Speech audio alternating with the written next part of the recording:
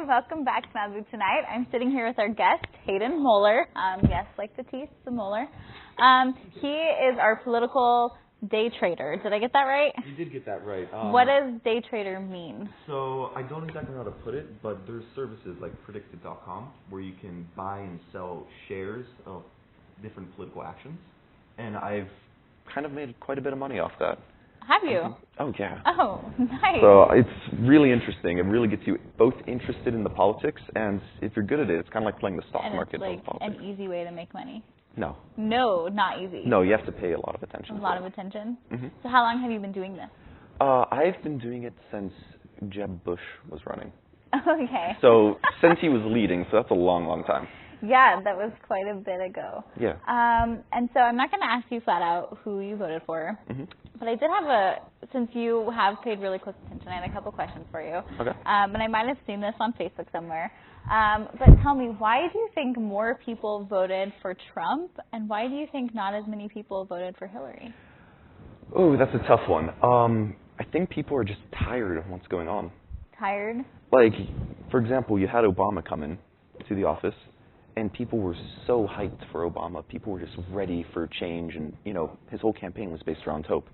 And nothing happens. We got Medicare, and now our premiums are all going up.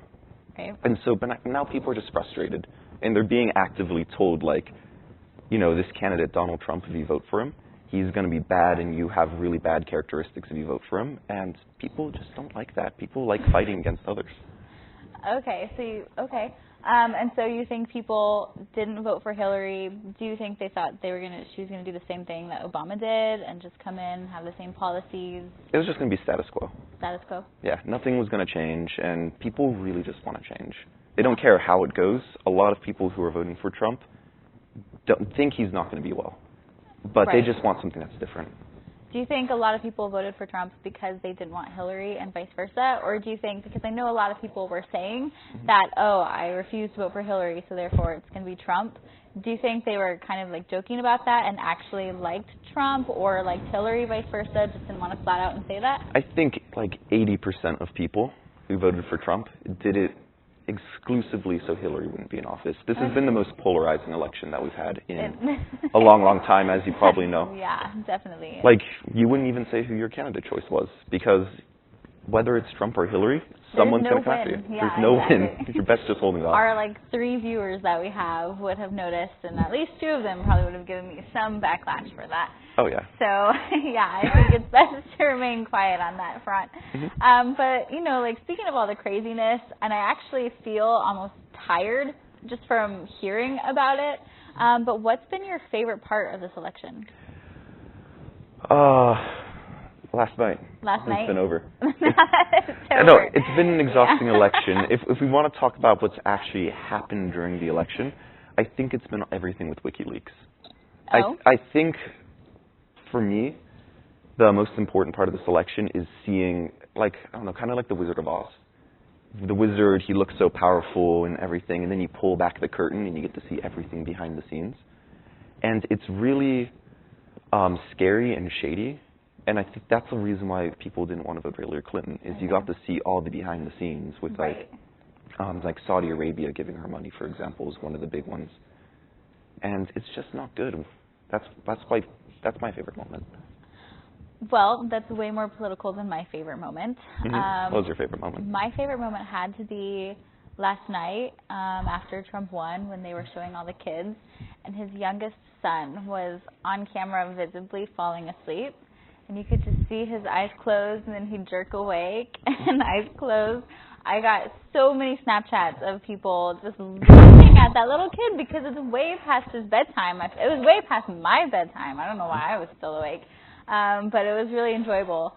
But I am actually really impressed with, I'm not saying who I voted for. This is just just me coming out there. I do think that Trump has overcome a lot of hatred and, and people still, he's not, president and people automatically like him.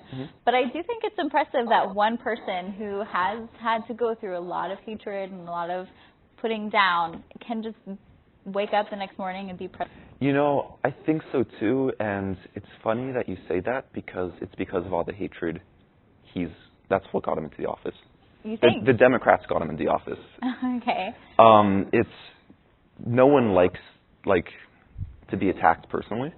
Right. And if you look around, like the people who are Trump supporters, they get insulted so bad. Even like watching your segments, you know, making fun of Donald Trump and everything, which is hilarious. It is, yeah. But it transfers to people in the real world who are just like, you know, average people trying to make a living, Right. sending their kids off to school. He really is like the adult version of a kid being bullied, almost. Kind of, and I would think so. And it goes down to the average person. Yeah. And when the average person is being bullied, they're not going to join you.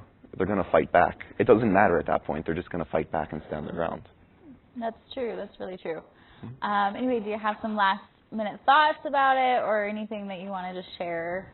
Are you excited? What are you looking forward to in the next 4 years? Or what are things you're afraid of? If you know, just what are your thoughts? I'm not expecting anything. Not expecting anything. No, I'm expecting like a 4-year break, like a Calvin Coolidge. Just Okay. nothing goes on. He's been talking about building the wall and everything. I don't think that's going to happen. I don't think he is knowledgeable enough politically to have anything to happen. Okay. And I'm okay with that. It's just a cool break, and I think it would be well-deserved. Yeah. That could definitely possibly be true. And then in 4 years, we get to look forward to the next election. And I'm sure that'll bring a whole other round of crazy. Tell me, there might be a rule about this, but do you think we've seen the last of Hillary Clinton? No, she's going to still be in politics. She's still going to be in politics. Yeah, I don't know in what position, but she's still going to have influence. She's, you know, been doing this for her entire life. That's her career, is being a politician. True. So she's going to definitely have some influence. But next election is going to be great, because I don't think Trump is going to be a two-termer. He's just going to be there for 1 term. Okay. But people are going to be so focused on who they want as a candidate that we're hopefully going to have some real gems who are going to come for president. Great, great. Well, awesome. Thank you so much for your input. Don't go anywhere. When we come right back, or Right here. when we come back, we'll have a fun little activity for you guys to play. But stick around for more Malibu tonight. Sounds good. Thank you for having me.